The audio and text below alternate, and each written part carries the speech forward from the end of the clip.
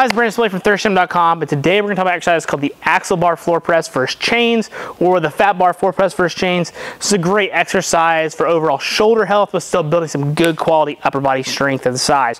What you're going to need is an axle bar or a fat grip based bar to be able to make this, get some of the benefits from the exercise. You're also going to need some heavy chains or some 5/8 chains to drape over the barbell. Now, before we get started, the big thing here with the chains is make sure you've got the 5/8 chains, and you're going to use anywhere from about 20-25% of your estimated 1 rep max for this exercise to put to the bar. So best example I can give you, as a 300-pound bencher, ideally I'm going to want 60 to like 75 pounds of chain. So for me, each one of these would be at 20. I basically put 2 on each side. That's technically 80 pounds. Some chains on the floor, it's pretty close to 70 pounds, give or take, and it works out great.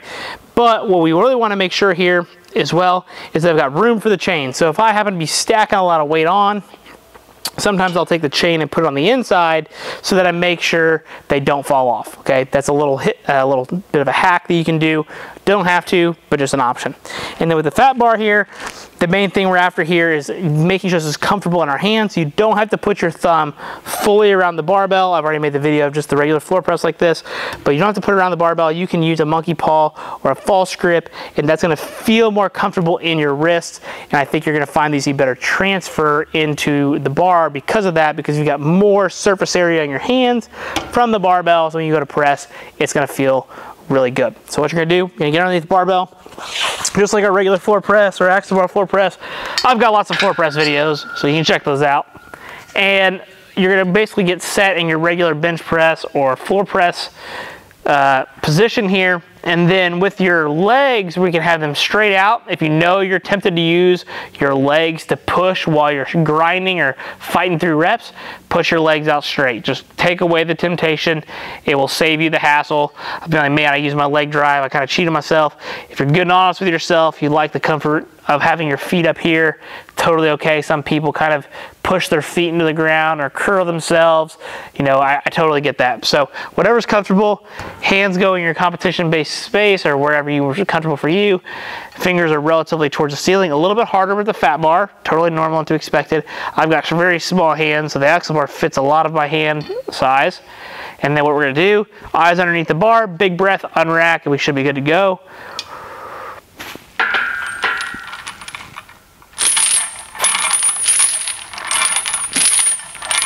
Rack, and we're good to go.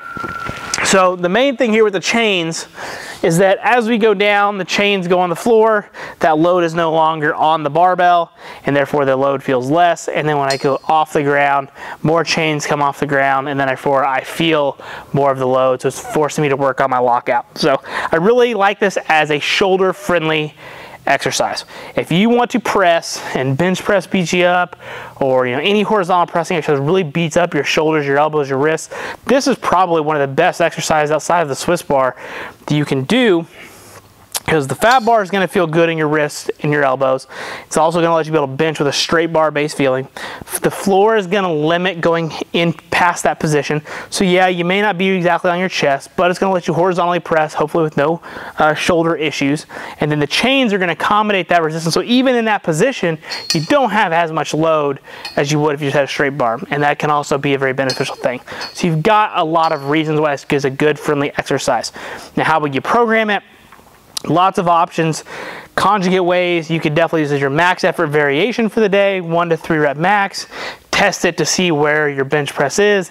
Build upon it if you so desire. It could be a supplemental exercise. So after you do your main bench work, you could do this to take a little bit of grunt off your elbows, your shoulders, your wrists, and still build that pressing power, develop your lockout, focus on your triceps a little bit more, totally normal. And then the other thing you can do is you can even do a dynamic effort wave with this. You could do speed work by doing your sets of 3, sets to 5, as fast as you can with that 40 to 50% range. That would all be okay as well. And then you can also just do it for general hypertrophy work. Like I mentioned, if somebody banged up, you want to horizontally press, build some muscle, this is a good, safe alternative to that as well. So if you got any questions, please feel free to let me know in the comment section below. Thanks. Have a great day.